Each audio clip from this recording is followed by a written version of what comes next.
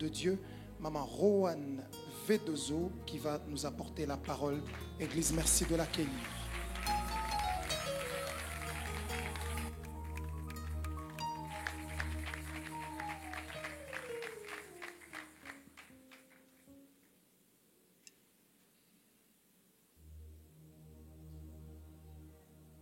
Alléluia. Amen. Alléluia. Amen. Quelle présence de Dieu. Est-ce qu'on peut acclamer pour la présence de Dieu en ce Beta lieu? maboko pona bosalisa mianzambe nesiko yo. Non, est-ce qu'on peut acclamer pour sa présence? Il est ici. Beta maboko pona bosalisa mianzambe Merci, azali awa. Jésus. Je souhaiterais rapidement entrer dans cette petite exhortation, mais avant de commencer, bien sûr, remercier toujours le pasteur Ken, remercier Papa pour la grâce qu'il me fait de faire partie, de prendre part à son œuvre. Et en le remerciant lui, je remercie aussi maman. Merci maman Nathalie. Est-ce qu'on peut acclamer pour Papa Ken et pour maman? Maman Nathalie, merci pour la bénir le Seigneur pour leur vie. Alors très rapidement, je vais entrer dans mon message, dans ma petite exhortation, qui est la suite de ce que nous avons entendu jeudi passé. Pour ceux qui étaient là, on a parlé des actes décisifs. Les actes décisifs. Et toute notre exhortation était basée sur l'histoire de la femme Sunamite. Et je vous invite à ouvrir vos Bibles dans 2 Rois 4.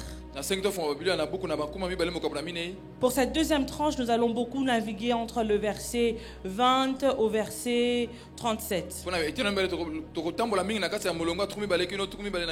Mais encore une fois, ne vous inquiétez pas, parce que je vais à chaque fois épingler les parties importantes. 2 Rois 4, du verset 20 au verset 37. Alors la fois passée, nous avons parlé du premier acte décisif que cette femme a posé, qui était d'emmener son enfant dans la chambre du prophète Élisée. Alors qu'elle réalise que l'enfant est mort, elle ne panique pas, elle ne crie pas. Sa réaction est de prendre cet enfant et de l'emmener dans cette chambre. Et nous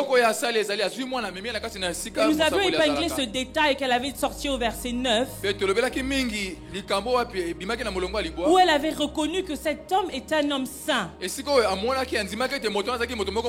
même là, on a parlé de sa sensibilité. Personne ne le lui a dit. Mais en voyant le prophète Élisée, elle a réalisé que cet homme est un saint homme de Dieu. Et de ce même élan-là, elle lui a construit un étage, une pièce au-dessus dans sa maison, afin qu'il ait toujours un endroit où venir prier et se reposer. Parce que le texte nous dit qu'il venait souvent manger. Et d'ailleurs même que c'est elle qui l'avait pressé de venir manger chez elle. Mais elle s'est dit, elle a parlé à son mari en disant qu'on lui crée une pièce ici. Et on a fini le jeudi passé en disant ceci, que avant d'appeler quelqu'un sous la direction de l'esprit, bien sûr, la bonne personne, bien sûr, avant de partir vers son berger, son pasteur, le prophète, sa mère, je ne sais qui est cette personne vers qui on est conduit, la première chose à faire, c'est d'abord d'aller dans la présence de Dieu. C'est d'abord d'emmener le problème dans la présence de Dieu. C'est d'emmener cette chose dans sa présence. Est-ce qu'on est ensemble? Alléluia. Est-ce qu'on est ensemble? Alléluia. Alors le deuxième acte décisif que j'aimerais partager avec nous ce soir, nous allons lire le verset 22 et le verset 23. Elle appela son mari, la femme Sunamite, et dit: envoie-moi, je te prie, un des jeunes serviteurs et des ânesses. Je cours chez l'homme de Dieu et je reviens. 23. Il dit: pourquoi vas-tu aujourd'hui chez lui? Ce n'est ni nouvelle lune, ni sabbat. Elle répondit, tout va bien. Puis elle fit sceller l'ânesse, dit à son jeune serviteur, conduis-la et marche, ne m'arrête pas en route sans que je te ne le dise. On saute au verset 26. Maintenant cours donc, c'est le prophète Élisée qui parle à Géasi. Maintenant cours donc à sa rencontre et dis-lui, vas-tu bien? Ton mari va-t-il bien? L'enfant va-t-il bien? Non, permettez-moi de lire comme le verset 25. Elle partit donc et se rendit vers l'homme de Dieu sur le mont Carmel.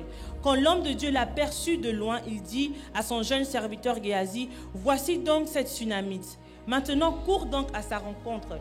Dis-lui, vas-tu bien? Ton mari va-t-il bien? L'enfant va-t-il bien? Et elle répondit, bien. Est-ce qu'on peut dire ensemble bien? Le deuxième acte décisif que cette femme Sunamite a posé, c'est qu'elle a prononcé et proclamé que des paroles de vie. Elle n'a proclamé que des paroles de vie. Dans ce texte, nulle part, en tout cas, je ne l'ai pas vu que son mari est mauvais. C'est dit nulle part que son mari n'est pas une bonne personne. C'est dit nulle part que son mari n'a pas de bonnes intentions pour elle ou pour leur enfant. Au contraire, on voit qu'ils ont une belle relation. Parce que dans le verset 9, elle parle à son mari en disant, mais c'est un homme de Dieu, est-ce qu'on peut lui construire une chambre? Si ce n'était pas un bon mari, peut-être déjà à ce stade, il aurait dit, ah non, on a déjà des projets, en tout cas la construction, maintenant ce n'est pas le moment. S'il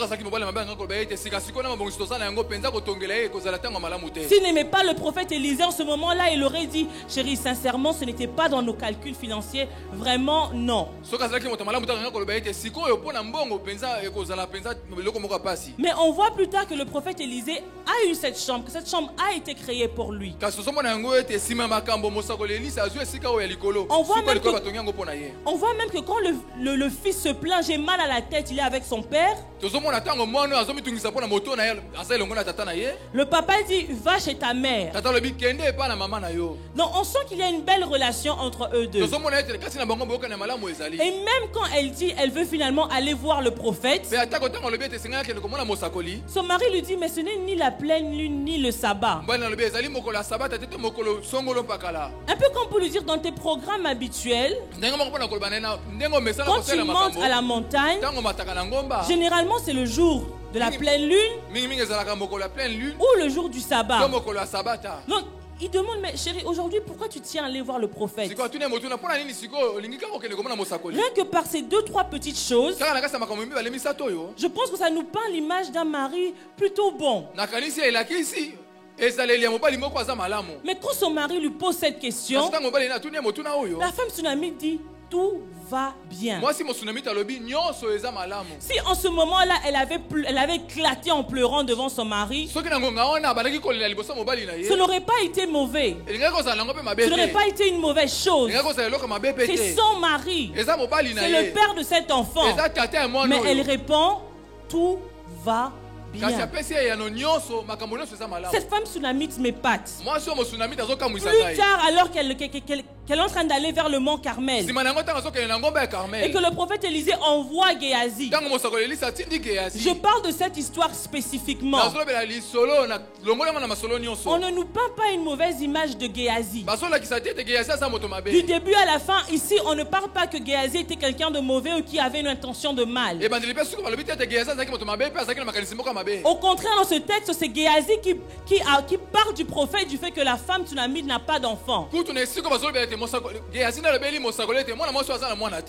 Dans le verset 9 au verset 12, on dit que le prophète, à chaque fois qu'il venait prier, s'accompagnait de Géasi.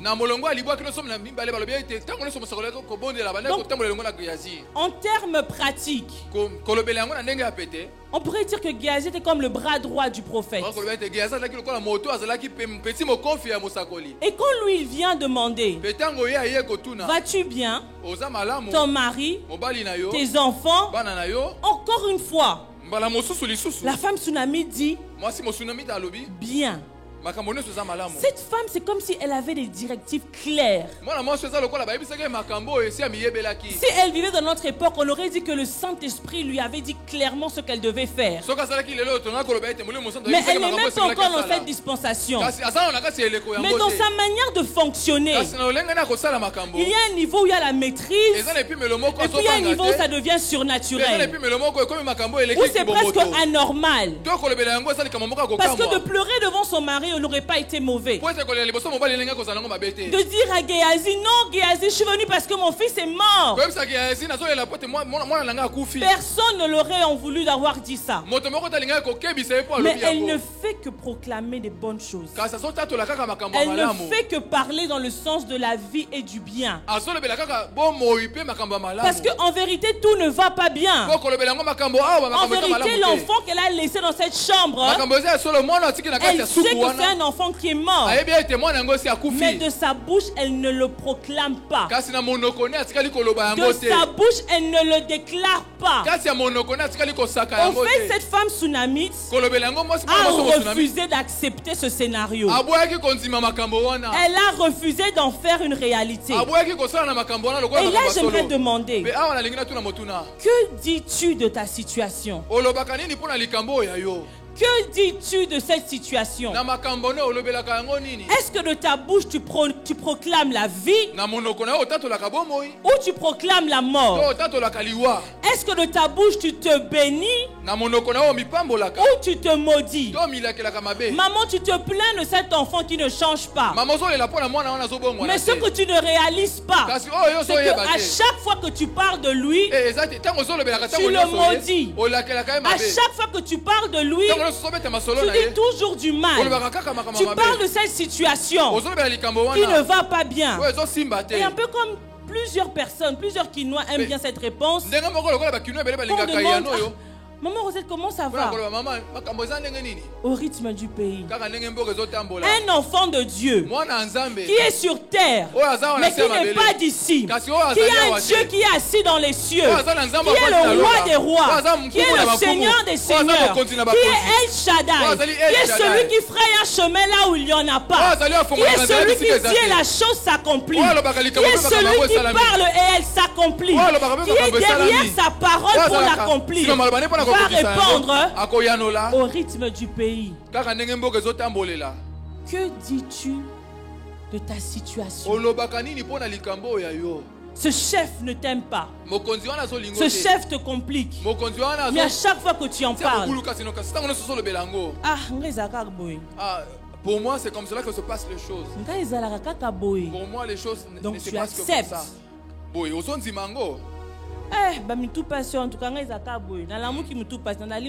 Moi, j'ai toujours des migraines tout le temps. Comment tu t'appropries ça? Que dis-tu de ta situation? La parole de Dieu dit dans Proverbe 18, verset 21, la mort et la vie sont au pouvoir de la langue. La mort et la vie sont au pouvoir de la langue. Que dis-tu de ta situation? Ne proclame pas la mort là où il y a encore la possibilité de la vie. Non, j'aimerais insister, ne proclame pas la mort là où il y a encore une possibilité de vie. Ne proclame pas la mort là où il y a encore possibilité de vie. Ne proclame pas des choses qui peuvent emmener une atmosphère différente que celle que Dieu veut. Ne proclame pas des choses qui peuvent détruire ou alourdir ton atmosphère. La femme Sunamite, c'est comme si elle sécurise son atmosphère. Pas son atmosphère, elle sécurise l'atmosphère. Elle refuse de polluer l'atmosphère avec des paroles qui ne reflètent pas ce qu'elle savait être sien. N'éteins pas ta foi en partageant prématurément ta douleur. N'éteins pas ta foi en partageant trop tôt ta douleur. Il y a des moments où parler nous fragilise. Il y a des moments où partager nous fragilise. Au fait, son silence est comme une protection spirituelle. Elle n'a pas parlé par désillusion. Par désillusion, par la femme tsunamite n'était pas devenue folle. Elle n'a pas dit tout va bien parce qu'elle voulait se mentir. Elle n'a pas dit tout va bien parce qu'elle était devenue comme amnésie, comme si elle a oublié ce qui venait de se passer. Elle n'a pas voulu polluer l'atmosphère en disant chérie il est mort. Elle n'a pas sorti le mot mort. C'est limite comme si elle ne répond pas à la question. Pourquoi tu vas chez le prophète? Tout va bien. Non, c'est pas ce que j'ai demandé. Non, c'est ce qu'elle proclamait en elle-même. Elle a refusé de croire que cette situation allait durer. Elle a laissé l'enfant dans la chambre. Elle a dit s'il dort, ça ce n'est pas mon problème. Ce que moi je sais, c'est que tout va bien. Que dis-tu de ta situation? Que de ta bouche tu te bénis. Que de ta bouche tu te bénis. Que de ta bouche sorte la vie. Que de ta bouche sorte la vie. Et ici, j'aimerais ouvrir une petite parenthèse. Parce que quelqu'un me dirait Rouen, tu n'es pas équilibré. Donc tu nous dis qu'on ne doit pas avoir des émotions. On ne doit pas exprimer notre douleur. Il faut tout le temps avaler et garder. C'est ça que Dieu demande de nous. Non, pas du tout. J'aimerais qu'on lise ensemble le verset 27 et le verset 28. Dès qu'elle fut arrivée auprès de l'homme de Dieu sur la montagne, elle étreint ses pieds. Géasi l'approcha pour la repousser, mais l'homme de Dieu dit laisse-la, car son âme est dans l'amertume. Or l'Éternel me l'a caché et ne m'a pas averti. Alors elle dit ai-je demandé un fils à mon Seigneur? N'ai-je pas dit ne me trompe pas? Ici, on voit que la femme tsunamite, le prophète dit son âme est dans l'amertume. Son âme est entrée dans l'amertume quand? Parce que quand le fils est mort, elle le prend, elle le met dans la chambre. Son mari demande pourquoi vas-tu chez le prophète? Elle dit tout va bien. Géasi demande comment va ton fils? Comment va ton mari? Elle dit bien. Prophète Élisée, quand est-ce que son âme est entrée dans l'amertume? C'est là que j'aimerais nous montrer. Cette femme avait une douleur. Ce n'est pas qu'elle parlait parce qu'elle n'avait pas de douleur, mais elle a refusé d'agir sur base de ses émotions. Elle a refusé de parler venant de son amertume. C'est seulement devant le prophète. La parole de Dieu dit qu'elle a étreint ses pieds. C'est vraiment ça, akangi makolonaye. Elle s'est jetée à ses pieds.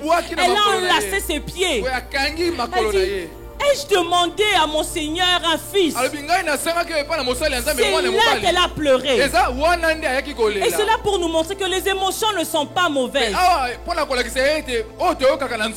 quand elles sont mal gérées, elles peuvent nous faire complètement passer à côté. On peut rater un miracle. On peut rater une bénédiction parce qu'on a agi sur base de nos émotions. La femme tsunamite a eu mal. Parce que le prophète Élisée le dit. Son âme était dans l'amertume.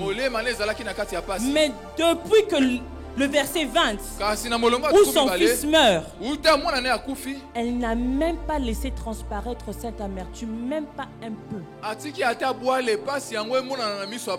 Les émotions ne sont pas mauvaises, mais il faut savoir les gérer.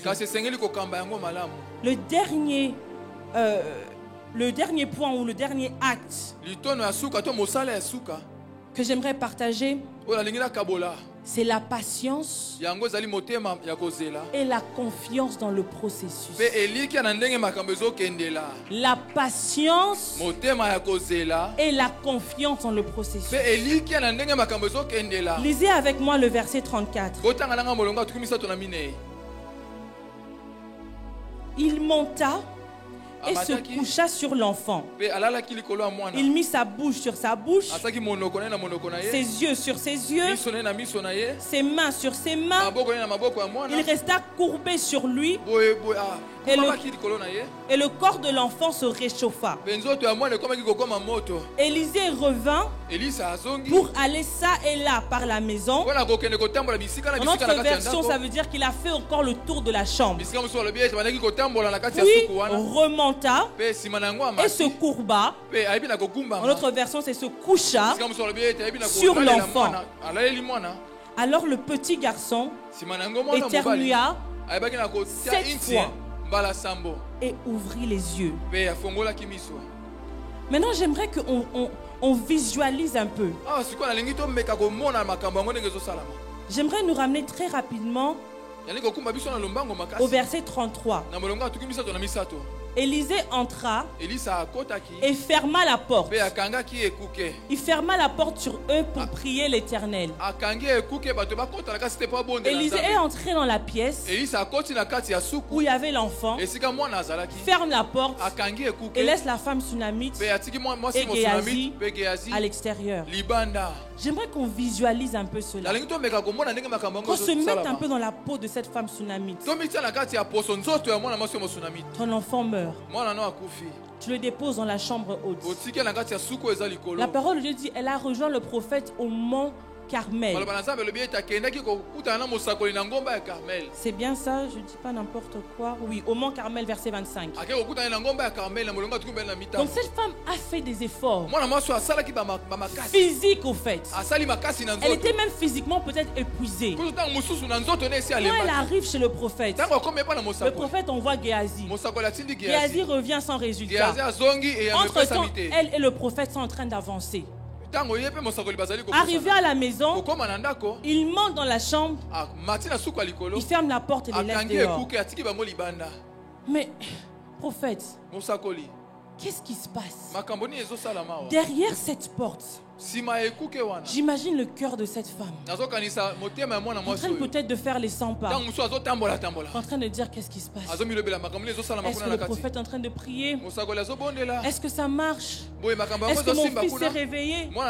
Derrière cette porte, elle n'a aucune info. Et il y a d'autres personnes ici qui sont comme cette femme sunamite, qui ont déjà posé certains actes, qui ont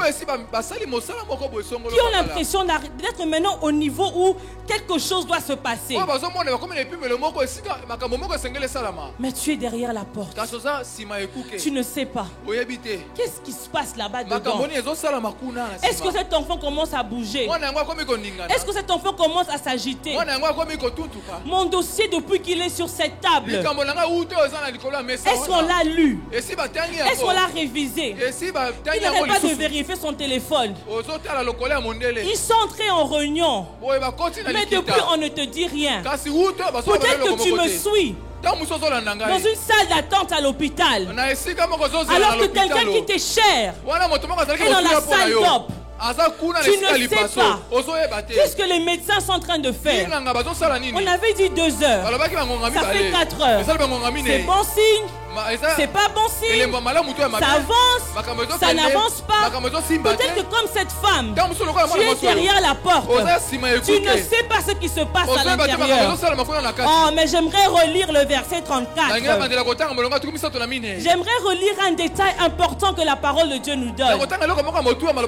Oui, la Bible n'est pas hasardeuse. Si ce n'était pas important, on ne l'aurait pas écrit. Si ce n'était pas important, il n'y aurait pas eu ce détail. Mais s'il y a ce détail, c'est pour attirer notre attention. C'est pour qu'on y prête un regard. Je suis déjà contente pour quelqu'un. Je suis déjà dans la joie pour quelqu'un qui est derrière la porte. Oh, je suis tellement dans la joie pour toi qui est encore derrière la porte. Lisons ensemble le verset 34. Il monta et se coucha sur l'enfant. Il mit la bouche sur la bouche, les yeux sur les yeux, les mains sur les mains. Il resta courbé et le corps de l'enfant se réchauffa. Ah, est-ce que quelqu'un est dans la joie ce soir? Est-ce que quelqu'un est en train de comprendre où est-ce que je suis en train d'aller? Oh, la joie que j'ai pour toi ce soir déborde. Oh, le corps de l'enfant se réchauffa. Il y a des miracles qui sont instantanés. Des miracles. Oh, est-ce que quelqu'un peut acclamer Jésus? Yes! Il y a des miracles qui sont instantanés. Jean 11, 43. Ayant dit cela, il cria d'une voix forte, Lazare, sort! Et le mort sortit. Jean 5, verset 8. Lève-toi, lui dit Jésus. Prends ton lit. Et aussitôt, cet homme fut guéri. Il prit son lit et il marcha. Luc 8, 44. Elle approcha par derrière et toucha le pan de son vêtement. Et au même instant, la perte de sang s'arrêta. Oui, il y a des miracles instantanés, des miracles de aussitôt, des miracles de au même instant, des miracles de il sortit directement. Et nous aimons ces miracles. Mais il y a aussi des miracles de processus. Des miracles qui commencent étape 1, étape 2, et puis finalement, la victoire. Tournons nos Bibles dans 2 Rois. Celui qui acclame a compris, a déjà compris. Celui qui est dans la joie a déjà compris. 2 Rois 5. Je lis le verset 9. Notre verset, c'est dans le verset 10. Naaman vint avec ses cheveux et son char, et il s'arrêta à la porte de la maison. Élisée lui dit par un messager, va te laver 7 fois dans le Jourdain et ta chair deviendra saine et sera pure. Verset 14. Il descendit alors se plonger 7 fois dans le Jourdain conformément à la parole de Dieu, et sa chair redevint comme celle d'un jeune enfant. Il y a des miracles comme ça où ce n'était pas un tout à coup, ce n'était pas instantané. Il fallait entrer dans l'eau une fois, encore 2 fois, et puis 3 fois, et puis 4 fois, et puis 5 fois, et puis 6 fois, et la 7e fois, il y a le miracle. Est-ce que la première fois la peau a changé? Je ne sais pas. Est-ce que la 5e fois elle a commencé à voir, la monnaie toujours qui est moi, je ne sais pas. Mais au bout de 7 fois, il y a eu le miracle. Marc 8, 23 à 25. Il prit l'aveugle par la main, le conduisit à l'extérieur du village. Puis il lui mit de la salive sur les yeux, posa les mains sur lui et lui demanda s'il voyait quelque chose. L'aveugle regardit, regarda et dit pardon. J'aperçois les gens, mais je les vois comme des arbres.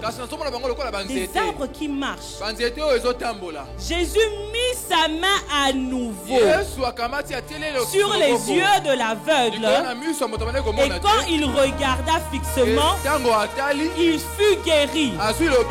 Il y a des miracles comme ça, où on prend la boue, la salive, on met, je vois, mais je vois comme si c'est des arbres. Et puis on pose encore la main, et puis finalement il voit. Je reviens à l'histoire de la femme tsunamite. Le prophète Élisée s'allonge sur l'enfant. L'enfant ne s'est pas encore levé. Il n'a pas encore ouvert les yeux. Il n'a pas encore donné des signes palpables de vie. Mais j'ai une bonne nouvelle. Le corps de l'enfant se réchauffe. Ça veut dire que le miracle a déjà commencé. Le processus a déjà commencé. Oh, j'aimerais dire à quelqu'un ce soir, le corps de l'enfant se réchauffe. Le corps de l'enfant se réchauffe. J'ai dit le corps de l'enfant se réchauffe. Oh, j'aurais voulu que tu saisisses immédiatement que je n'ai pas te dire que je prophétise sur toi, que je n'ai pas te dire que ce moment est prophétique.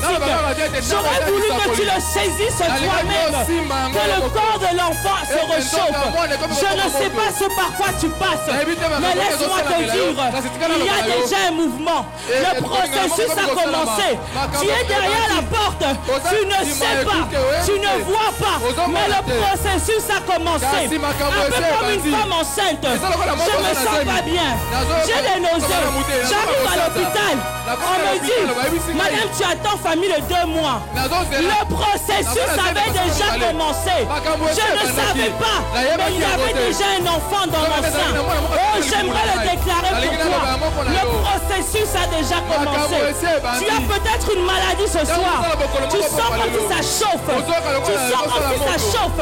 Tu veux faire le mouvement que tu n'arrivais pas à faire. C'est ça le début du processus. Le miracle est déjà déclenché.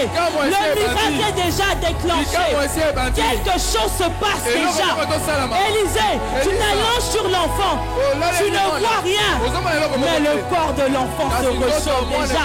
Est-ce que quelqu'un peut pousser un cri? Oh! Aïe, aïe, aïe, aïe, aïe, aïe, aïe, aïe, aïe.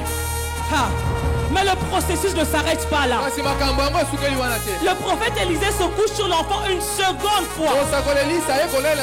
Et l'enfant éternue 7 fois. L'enfant éternue 7 fois. Imaginez cette femme derrière la porte. Pour ceux qui ont traîné avec beaucoup d'enfants, tous les petits. Un adulte et un petit enfant. Quand le petit enfant éternue, on reconnaît que celui-là c'est un enfant. Quand un petit enfant tousse, on reconnaît on tousse oui, mais ça c'est un enfant. Maintenant imaginez cette maman tsunamite derrière la porte. Qu'est-ce qui se passe là-bas? Est-ce que ça avance? Ça n'avance pas. Et puis on entend une chi. Ça commence. Quelque chose se passe. Mais elle aurait pu ouvrir la porte et dire le miracle est déjà passé. Mais elle a attendu. Sois patient. Laisse que le processus aille jusqu'au bout. Laisse que le processus aille jusqu'au bout. Laisse que le prophète ouvre la porte et te dise il est vivant. Il a éternué une fois. Il a éternué 2 fois. On ne l'a pas fait entrer. Elle entend cet enfant. Elle dit je connais ça, c'est mon fils. Il éternue 3 fois. Il éternue 4 fois. 5 fois. 6e fois. Oh, 7e fois. Est-ce que tu peux crier wow? Non, est-ce que tu peux crier? Oh, j'aime ce Dieu. Il fallait que le processus se complète. À la 7e fois, l'enfant a ouvert les yeux. L'enfant a ouvert les yeux. Oh, j'aimerais te dire ce soir, le processus a déjà commencé. Attends encore un peu. Attends encore un peu. Il doit éternuer. Il doit éternuer. Parce que La victoire doit être totale. Pas une victoire à moitié. Pas une victoire à peu près. Cet enfant doit vivre. La victoire doit être totale. Si le processus demande 7 fois, fais 7 fois. Si ça demande 5 fois, fais 5 fois. N'interromps pas le processus parce que tu es pressé. Laisse que le miracle se passe comme il a prévu. Parce que ta victoire sera complète. J'aimerais déclarer dans la vie de quelqu'un ce soir, quelqu'un qui a la foi, qui est déjà en train de comprendre ce qui se passe, qui est déjà en train de saisir que l'atmosphère est chargée, qui est déjà en train de sentir quelque chose dans ses entrailles, que ton processus est presque à la fin. Ne te fatigue pas, ne lâche pas, ne te lâche pas, ne lâche pas. Ton miracle est déjà à la porte. Quand il a éternué, le prophète Élisée a ouvert la porte. Il a dit à la femme Tsunami, viens. Et ce fils qu'elle avait laissé dans cette même chambre allongé sur le lit était vivant. Est-ce que pendant les quelques minutes qui me restent, ce soir, tu es ton propre prophète? Commence à le déclarer. Commence à déclarer sur ta vie. Commence à déclarer sur ta situation. Si je n'interromprai pas mon processus, ça va se passer comme il a prévu. Tu as déposé ta démission. Ton chef ne veut pas te laisser. Tu veux forcer la porte. N'interromps pas le processus. Il y a quelque chose qui t'attend, mais qui doit passer par là. Oh Jésus. Oh Jésus. Ce soir, il y a une onction de guérison en ce lieu. Je vois clairement quelques tableaux. Il y a des gens qui entendent comme des picotements aux oreilles. Des gens qui avaient des problèmes sérieux. Pardon, Costa, 2 minutes.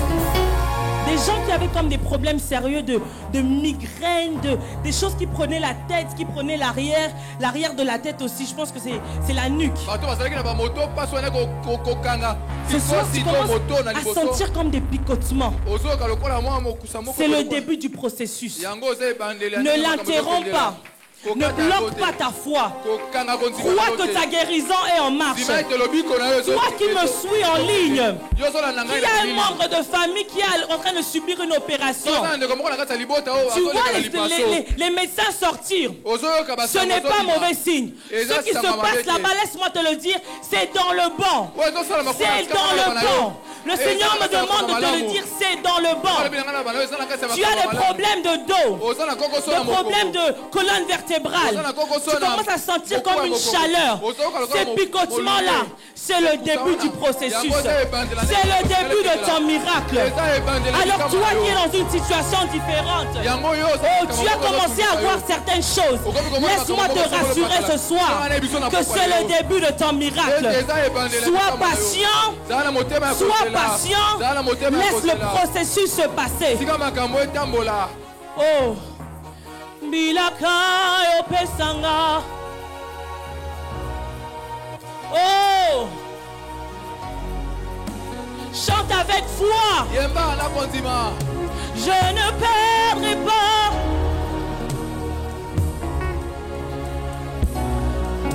Hey. Dis encore Bilaka, Bilaka, Bilaka, Bilaka, Bilaka opesa. Philadelphie peut chanter ce soir. Est-ce qu'Alisanga, quelqu'un peut le crier simplement avec les voix? Je ne perdrai pas.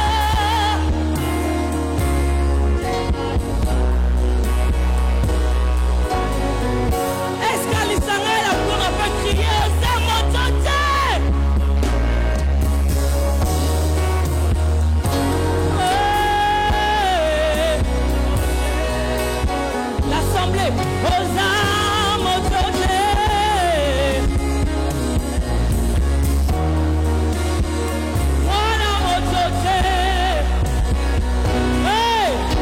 Est-ce que les instruments peuvent baisser?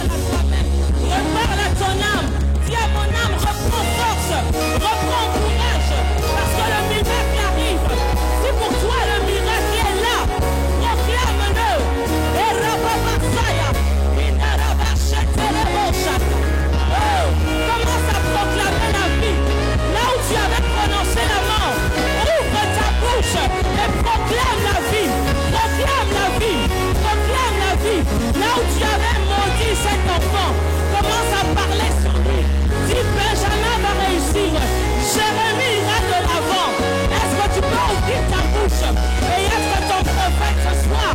Est-ce que tu peux proclamer? Est-ce que tu peux libérer quelque chose dans l'atmosphère? Est-ce que tu peux libérer la vie dans l'atmosphère? Est-ce que tu peux dire, je serai mère, je serai père, je serai mère, je tiendrai cet enfant? Est-ce que tu peux ouvrir ta bouche ce soir? Est-ce que Philadelphie peut monter? Est-ce que les prophètes peuvent déclarer sur leur maison, déclarer sur leur vie, déclarer sur leur famille? La maman marchana la vachette, la papa siane le bochata, prima supra le bocha, il n'a la vachette. Est-ce qu'Alisandra, un homme de foi, une femme de foi, peut commencer à prophétiser, peut parler, ouvrir sa bouche et déclarer la vie?